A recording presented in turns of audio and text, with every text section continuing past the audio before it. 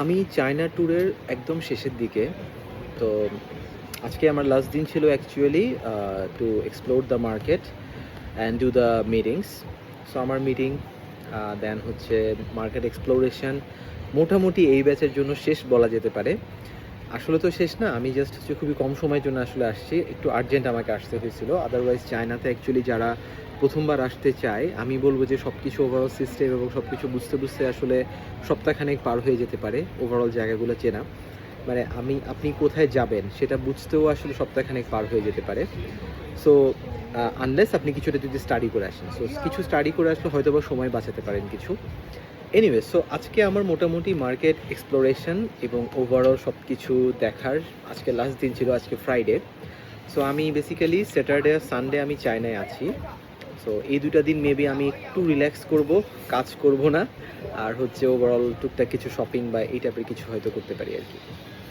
So China ট্যুরটা আমার জন্য ইন এ সেন্স খুবই আসলে ইম্পর্টেন্ট ছিল, বিকজ আমি দেখা গেছে কি ধরেন একটা একটা ডিজাইন বা একটা আইডিয়া নিয়ে আমরা যখন অনেক দিন কাজ করি তখন আসলে ডিজাইনারদের মাথা আসলে ব্রেইন আসলে হ্যাং হয়ে যায়। সো একটা জোন থেকে বের হওয়ার জন্য এক নম্বর ব্যাপার, একটা ট্যুর তো খুবই ইম্পর্ট্যান্ট। ঘুরে আসা বা কোথাও যাওয়া, মাইন্ড ফ্রেশ করা, that is very important. But অনেক সময় দেখা যায় সব সময় ঘোরাফেরা বা ট্যুর কাজ করে না। মাঝে মধ্যে হচ্ছে নতুন কিছু ইম্পসিবল বিজনেস আইডিয়া যখন আপনি চোখের সামনে দেখবেন বা ইম্পসিবল কিছু লাইফস্টাইল যখন চোখের সামনে দেখবেন, তখন আসলে একটা ডিফারেন্ট মোটিভ, একটা ডিফারেন্ট আইডিওলজি, একটা ডিফারেন্ট থট প্রসেস আসলে মানুষের মাথায় চলে আসে আর কি। সো চায়নাটা এই জন্য খুব বেটার, বিকজ এটা এত স্মার্ট একটা city with culturally enriched and আমরা আমরা আমরা আমাদের লাইফস্টাইল থেকে শুরু করে ইচ অ্যান্ড এভরি প্রোডাক্ট যেটা আমরা লাইফে ইউজ করি, রিয়েল এস্টেট থেকে শুরু করে ফ্যাব্রিক ইন্ডাস্ট্রি, মেশিনারিজ, গাড়ি, mobile, accessories, everything, each and everything Bangladesh is just taking importing from China. So China is the best place আমি বলবো, যদি কেউ ডিজাইন ইনোভেশন, বিজনেস ইনোভেশন এবং বিজনেস নতুন আইডিয়া এসব নিয়ে আসলে চিন্তা করতে চায়। সো এখানে ইচ অ্যান্ড এভরি কর্নার ডিজাইনে enriched, each and every corner business আইডিয়াতে enriched actually, and lifestyle is very easy, minimal, whatever you say. Like এখানে আমি একটা ভিডিও বানাবো এটা নিয়ে, যে এখানে ছোটো ছোটো কিছু পাওয়ার স্টেশনের কিছু বুথ আছে। সো লাইক আমরা যেটা চিন্তা করি না যে চার্জ দিব কিভাবে, আমার ডিভাইসগুলো চার্জ কিভাবে হবে, বা অনেক সময় ডিভাইস আমরা কমও ইউজ করি লাইক চার্জ দেওয়ার ঝামেলার কারণে। সো এখানে রাস্তাঘাট থেকে শুরু করে ওভারঅল শপিং মল থেকে শুরু করে সব জায়গাতে আপনার হচ্ছে কিছু পাওয়ার ব্যাঙ্ক ওরা চার্জ দিয়েই রাখে। সো পাওয়ার ব্যাঙ্কগুলো আপনি স্ক্যান করে আসলে রেন্টে নিয়ে যেতে পারবেন, দেন আবার বুথে ফেরত দেবেন।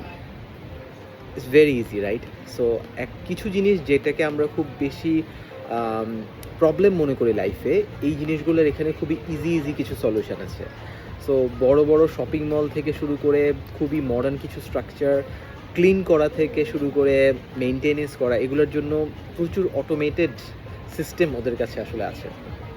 এনিওয়ে, সো চায়নার বিজনেস ট্যুরের লাস্টের দিকে এসে আমার কাছে যেটা রিয়েলাইজেশন হয়েছে সেটা হচ্ছে বাংলাদেশের মার্কেটে, মানে আমি রিয়েল এস্টেট অথবা হচ্ছে ইন্টেরিয়র ডিজাইন নিয়ে কথা বলছি। সো বাংলাদেশের মার্কেটে আসলে ম্যাটেরিয়ালস আসলে আছে। আমি যেটা ভাবছিলাম যে অনেক ম্যাটেরিয়াল এখানে হয়তো বা আমরা নতুন করে টোটালি আমি এসে হয়তো বা হকচকায় যাব যে এইটা কোন ম্যাটেরিয়াল এখানে দেখলাম, which is true in a sense, let's say 20-30% true, যে আমি এমন কিছু ম্যাটেরিয়াল দেখছি যেটা আমি আসলে কখন দেখি নাই। বাট 70% ম্যাটেরিয়াল আসলে বাংলাদেশে ঢুকে গেছে আমি যা বুঝলাম। সো মেবি চিটংয়ে বা অন্য কোথাও এখনও হয়তো আসেনি, বাট ঢাকাতে মোটামুটি 70%-এর মতো ম্যাটেরিয়াল আসলে আছে। চায়নাতে যে ম্যাটেরিয়ালগুলো আমি দেখা যাচ্ছে আর কি, 30% আসলে বেশ প্রিমিয়াম। সো আমার যেটা রিয়েলাইজেশন, লাইক এই 70% ম্যাটেরিয়াল যদি আমি ইউটিলাইজ করতে চাই ইন্টেরিয়র ডিজাইনে অর কনস্ট্রাকশানে অর লেটস সে পার্সোনাল কাজেও হতে পারে, মানে নিজের বাসা ডিজাইন করা থেকে শুরু করে অফিস ডিজাইন করার থেকে শুরু করে, অথবা বিজনেসের রেস্টুরেন্ট ওনার থেকে শুরু করে যারা ম্যাটেরিয়ালগুলো ইউজ করতে চান, so material is not the issue. Even বাকি 30% ম্যাটেরিয়াল যেগুলো বাংলাদেশে নাই, আমি চায়না থেকে আনতে চাচ্ছি, সেই ম্যাটেরিয়ালগুলো যদি আমরা নিয়ে আসি, that is doable, but that's not the challenge actually. The challenge is the craftsmanship. So ম্যাটেরিয়ালগুলো আনার পরে একটা মেটাল আপনি কাটবেন কিভাবে, একটা বোর্ড কিভাবে কাটবেন, বোর্ডের এজিংটা আসলে কিভাবে হবে, এই জিনিসগুলো না একটা লার্নিংয়ের ব্যাপার আছে আর কি। সো আমার কাছে, আমি আসলে এটা এক্সপেক্ট করি নাই, যে আমার কাছে মনে হয়েছিল সামহাও আমরা ম্যাটেরিয়ালের অভাবে এবং হচ্ছে ওভারঅল কী বলবো, ক্রাফটসম্যানশিপের অভাবে আমাদের প্রোডাক্ট আসলে ভালো হচ্ছিল না, but that's not the thing. So আমাদের দেশের মানুষজনকে আমরা আসলে ফিচার ফোন দিয়ে বলছি ছবি তোলো, এই টাইপের একটা ব্যাপার, বাট আউটপুট চাচ্ছি আইফোন বা স্যামসাংয়ের কোনো একটা আউটপুট চাচ্ছি, রাইট? সো আমার কাছে মনে হয়েছে যে ক্রাফটসম্যানশিপ তো ইম্পর্টেন্ট, বাট এই ক্রাফটসম্যানশিপ মেনটেন করার জন্য আসলে কিছু মেশিনারিজ দরকার হয়, এক্সেসারিজ দরকার হয়। সো ম্যাটেরিয়ালের চেয়ে, ক্রাফটসম্যানশিপের চেয়ে আমার কাছে এখন মেশিনটা খুব ইম্পর্টেন্ট মনে হচ্ছে। লাইক ওই মেশিনগুলো যদি প্রপারলি থাকে এবং ডিজাইন করার জন্য, ডিজাইনের ফ্লোটা মেনটেন করার জন্য যদি প্রপার টুলগুলো আমাদের কাছে যদি থাকে, তাহলে আসলে আই গেস আমরাও আসলে প্রপার কিছু দিয়ে ডিজাইনগুলো করতে পারবো। এবং যখন বেন্ডিংয়ের কোনো স্ট্রাকচার আসবে, অথবা লাইক ফোল্ডিং কোনো স্ট্রাকচার, অথবা স্ট্রেইট, মডার্ন, হার্ড, সফট সারফেসের কোনো স্ট্রাকচার আসবে, সবগুলাই আসলে আমরা তখন করতে পারবো। We just need the machineries, we just need the accessories, right accessories and right amount of knowledge. So আমি দেশে যাওয়ার পরে আমাদের কিছু ভাই আছে যারা হচ্ছে চায়না থেকে এক্সপোর্ট করে, তো ওদের সাথে বেসিক্যালি আমি মিটিংয়ে বসবো যে হোয়াট ইফ আমরা ম্যাটেরিয়াল আনলাম না, আমরা মেশিনারিজগুলোই আনলাম। সো মেশিনারিজগুলো আনলে কিন্তু ওভারঅল একটা কমিউনিটি কিন্তু সার্ভ হচ্ছে, লাইক আর্কিটেক্টস, ইন্টেরিয়র ডিজাইনার সবাই কিন্তু বেনিফিটেড হচ্ছে এই মেশিনারিজগুলো থেকে। অথবা ছোটো ছোটো কিছু অ্যাক্সেসরিজ হতে পারে যেগুলো আসলে আমরা হিঞ্জ হিসেবে ইউজ করতেছি। এখানে অনেক মডার্ন কিছু টেকনোলজি আছে, মডার্ন কিছু হিঞ্জ আছে, মডার্ন ডোর হ্যান্ডেল থেকে শুরু করে অনেক কিছু আছে, অনেক কিছু কিন্তু অতিরিক্ত মডার্ন। লাইক যে আমরা এখন আমাদের বাজেটে আসলে কভার হবে না যে আমরা ওয়াশরুমের প্রতিটা সিঙ্ক, প্রতিটা বেসিন, প্রতিটা পোর্শনকে আমরা আসলে অটোমেটেড করে ফেলবো, যেখানে অটো সোপ আসবে, অটো টিস্যু আসবে, অটো পানি আসবে। এটা আসলে বাজেটের একটা ইস্যু আছে। বাট অ্যাটলিস্ট আমাদের বাসা বাড়িতে এবং অফিস আদালতের ক্যাবিনেটগুলোতে অথবা হচ্ছে যেগুলো হচ্ছে পাবলিক স্পেসের যে ডিজাইনগুলো যখন করা হয়, তখন অ্যাটলিস্ট এই জিনিসগুলো মাথায় রাখা এবং হচ্ছে যতটা পারা যায় অটোমেটেড করা। কারণ মানে ওয়ার্ল্ড ইজ চেঞ্জিং। সো আমরা ম্যানুয়াল থেকে বের হয়ে আসলে অটোমেশনে আসলে যেতেই হবে। ম্যানুয়াল ব্যাপারগুলো এখন কিছুটা শখের মতো কাজ করবে। লাইক আমি একটা চেয়ার যেটা দেখাইছিলাম, লেজি বয়ের একটা চেয়ার। So all chairs are very automatic and everything, but lazy boy চেয়ারটা রাখছে total handle pull out, pull in করে বা পুশ করে। সো মানে ম্যানুয়াল ব্যাপারটা এখন আমরা একটা লাক্সারি ব্যাপার হিসেবে রাখতে পারি, বাট অটোমেশনটা আসলে এটা একটা নেসেসিটি হয়ে দাঁড়াইছে। So automatic service, automatic support যদি আমরা দেই, তাহলে আমার কাছে মনে হচ্ছে ওভারঅল আমাদের ডিজাইনটা না অনেক ইজি হয়ে যাবে। সো অনেক কিছু লাইক একটা সিম্পল ক্যাবিনেটের আন্ডারে আমরা যদি কিছু অটোমেটিক মেশিনারি যদি দিয়ে দেই, অ্যাপ্লায়েন্সগুলো যদি প্রপারলি ক্যাবিনেটের মধ্যে রাখার ব্যবস্থা করি, যে কোনো ফিচার যদি আমরা কিছু স্মার্ট ওয়েতে চিন্তা করতে পারি, তাহলে লাইফ যেমন ইজি হচ্ছে, ওই ডিজাইনটা ইউজ করাও ইজি হচ্ছে। লাইক কোনো দরকার নাই যে আপনি ক্যাবিনেটের ডোর খোলা বন্ধ নিয়ে আপনার প্যারা হচ্ছে। এটা তো আসলে আপনার এই সময়ে মানে 2026-এ এসে এটা কিন্তু আপনার সলভ করার কথা না। এটা সামহাও একটা আঙুলের টোকা দিয়ে সলভ হতে হবে। আমাদের বাসায় একটা ছোটোবেলায় একটা আলমারি ছিল, স্টেনলেস স্টিলের বেসিক্যালি। সো ওটার খুলতে এবং বন্ধ হতে খুব টেকনিক কাজে লাগাতে হতো। সো লাইক যে প্রেস করে হালকা পুশ করে তারপর হচ্ছে লকটাকে একটু উপরের দিকে টেনে তারপর আসতে হতো। ওকে, সো ইটস লাইক ইজিপশিয়ান একটা পাজেলের মতো, যে আপনি মমির দরজা খুলবেন, সেটার জন্য যে টেকনোলজি ইউজ করা সেই টাইপের করে হ্যান্ড জেস্টারের টেকনোলজি দিয়ে আসলে কিন্তু আমার আলমারিটা খুলতে হতো। বাট আমার মনে হয় মানুষ এখন এত বিজি এবং টেকনোলজি এখন এত অ্যাডভান্স, আপনার আসলে ওইদিকে ব্রেন খাটানোর দরকার নেই। আপনি ওগুলো করতে চাইলে বিভিন্ন পাজল আছে, সেই পাজলগুলো মেলাতে পারেন। সো স্মার্ট টেকনোলজি ইউজ করলে আমাদের ডেইলি লাইফ আসলে আঙুল দিয়ে করা পসিবল, রাইট? সো একটা আঙুলের ছোট্ট পুশ দিয়ে আপনি ক্যাবিনেট খুলতে পারতেছেন, একটা থাম্বের ছোট্ট পুশ দিয়ে ক্যাবিনেটটা ক্লোজ করতে পারতেছেন, টাচ দিয়ে আপনার ডোর ওপেন হচ্ছে, টাচও করা দরকার নেই, আপনাকে সেন্সার দিয়ে আপনার ওপেন হচ্ছে। লাইক আমাদের যেই অ্যাটলিস্ট বাসা বাড়িতে হয়তো সম্ভব না, বাট অফিসে এবং হচ্ছে শপিং মলগুলোতে যেসব লিফট ইউজ করা হয়, এটা কিন্তু খুবই ডিস্টার্বিং। ইভেন হসপিটালের লিফটটা খুবই ডিস্টার্বিং ইন এ সেন্স, কারণ হচ্ছে আমরা, নো অফেন্স, বাট আমরা বাংলাদেশিরা লিফট ইউজ করতে পারি না।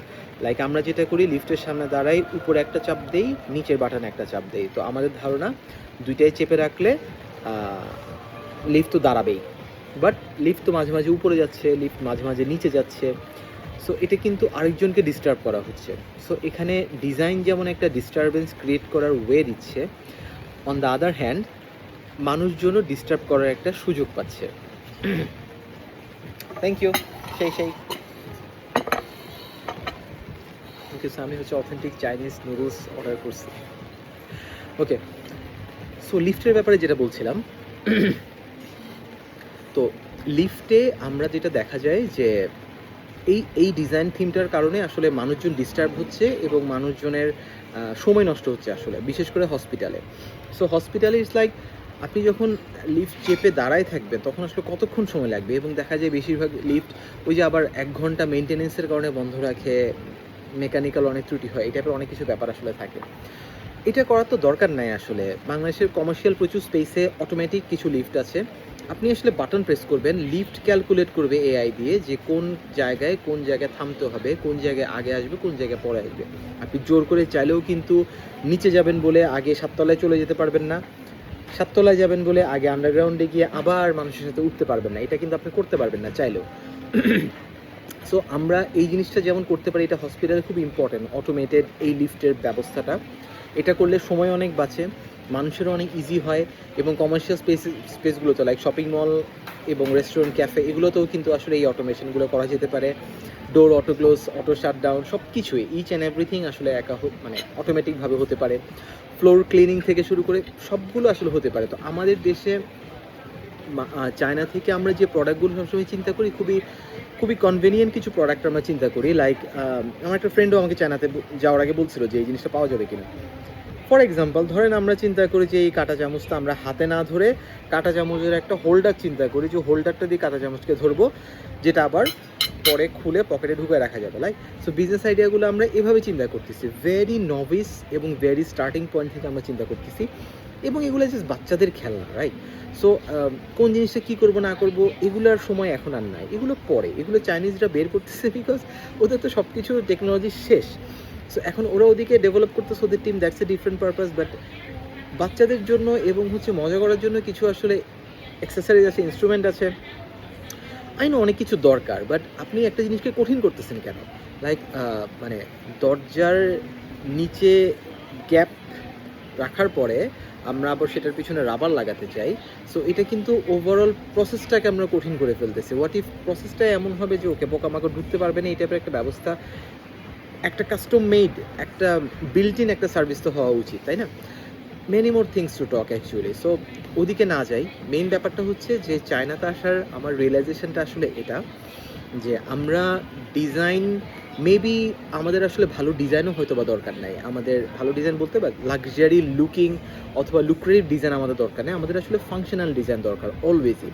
আপনার কিচেন ক্যাবিনেটটা হয়তো বা দেখতে ভালো নাও লাগতে পারে। লাইক আমরা ছোটোবেলায়, বা আমাদের ছোটোবেলা নেই, এর আরও আগে গ্রামে যখন সম্পূর্ণ কি বলবো, মাটির যখন একটা রান্নাঘর থাকতো না, সেই মাটির রান্নাঘরেও কিন্তু ইউজার এক্সপিরিয়েন্স কিন্তু অন্যরকম।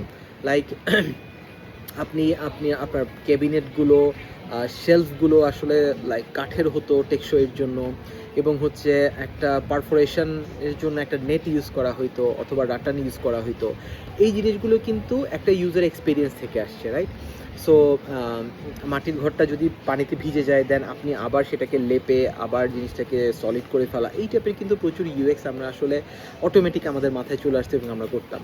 বাট এখন আমরা মডার্ন লাক্সারির জন্য যেটা করতেছি, জিনিসগুলোকে খুবই কমপ্লিকেটেড বানাই ফেলতেছি। বাংলাদেশের ক্যাবিনেটের most of the upper storage কখনোই ইউজ হয় না, লোয়ার স্টোরেজ অলওয়েজ তেলাপোকা পুষি আমরা বিভিন্ন রকম এক্সেসারিজ রেখে এবং আনইউজড ব্যাপার স্যাপার রেখে। সো এই জিনিসগুলোকে যদি আমরা ব্রেক করতে পারি, আমার কাছে মনে হয় চায়নার মতো হাই রাইস এরকম দরকার নাই। আমাদের যে অ্যাপার্টমেন্ট আছে, বিল্ডিংগুলো আছে, আমাদের জন্য তো ভাই ইজি আরও, কারণ আমাদের স্পেসই কম।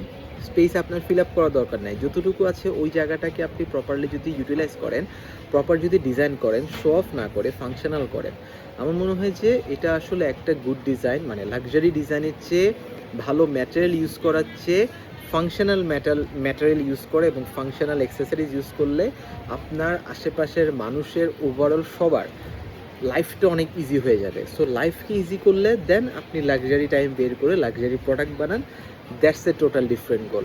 অ্যান্ড আমাদের ওভারঅল ডিজাইনের সাথে হসপিটালিটিও আই থিঙ্ক আরও বাড়ানো উচিত। লাইক যেখানে যায় আমাকে আমি একটা কাঁটা চামচের সাথে তুলনা করি, সো এটা কাঁটা চামচ, এটা চায়ের মগ। ক্যান ইউ ইম্যাজিন এই চাটা আমাকে ওরা ফ্রি দিছে, ওরা কিন্তু জানে না আমি আসলে কি অর্ডার করব।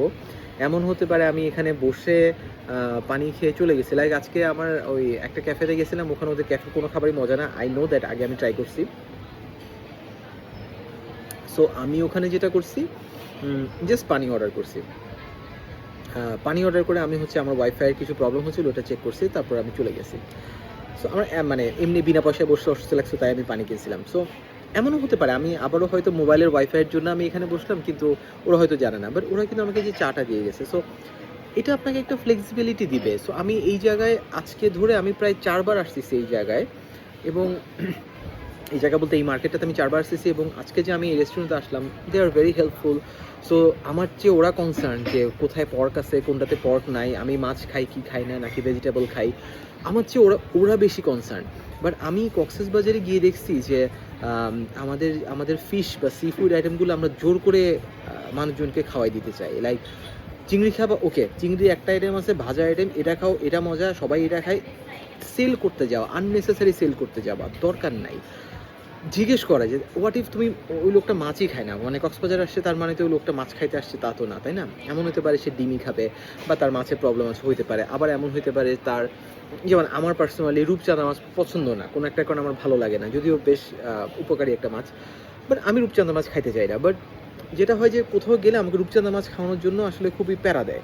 সো আমার পছন্দের মাছ খুব সিম্পলভাবে, আমার লইট্টা মাছ আমার খুব পছন্দের মাছ, খুব উইয়ার্ডভাবে। অ্যান্ড আমার পুকুরের মাছ কার্প জাতীয় মাছ ভালো লাগে। অ্যান্ড সামুদ্রিক মাছের মধ্যে আমার ক্যাটফিশ খুব ভালো লাগে। সো চয়েসটা তো আগে জানতে হবে। সো আমাদের রেস্টুরেন্টগুলো কী করে পুশ সেলিং করে। সো পুশ সেলিং সবসময় আসলে ওয়ার্ক করে না। লাইক এই চাটা, এই এক ডিব্বা একটা চা, যেটা খেয়ে বেসিক্যালি আমি এই ভিডিওটা বানানো শুরু করছি এবং এখনও খেয়ে যাচ্ছি, শেষ হচ্ছে না, এত বড় করে দিচ্ছে, এবং আমি প্রিটি শিওর এটা শেষ হতে দেখলে ওরা এসে আবার রিফিল করে দিবে। গতকাল একটা রেস্টুরেন্ট থেকে আমি বের হতে পারতেছিলাম না, বিকজ বারবার আমাকে এসে চা ঢেলে দিচ্ছে। আমি বুঝতে পারছিলাম যে ভাই মাফ করার, চা খাবো না। এবং চাটার, ওটা অবশ্য পেট ছিল, চাটার দাম ছিল 6 চাইনিজ ইয়েন, তো দ্যাট মিনস 120 টাকা। সো 120 টাকায় আমাকে ওরা যে পরিমাণ চা দিছে, আমার তো ওই দিনই চায়ের ক্রেভিং মোটামুটি চলে গেছে, right?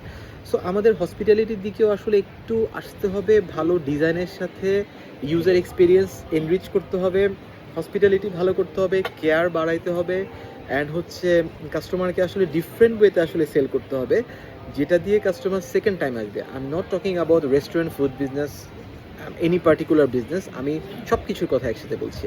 If it's an interior business, if it's an architectural business, faction house, restaurant, cafe, anything, like একটা পানির দোকানে যদি হয়, আপনার অ্যাটিটিউড থেকে শুরু করে, ডিজাইন থেকে শুরু করে সব কিছু আসলে এমন হতে হবে যে ক্লায়েন্ট যেন সাইকোলজিক্যালি উইক হয়ে আপনার স্টোরেই বারবার যায়।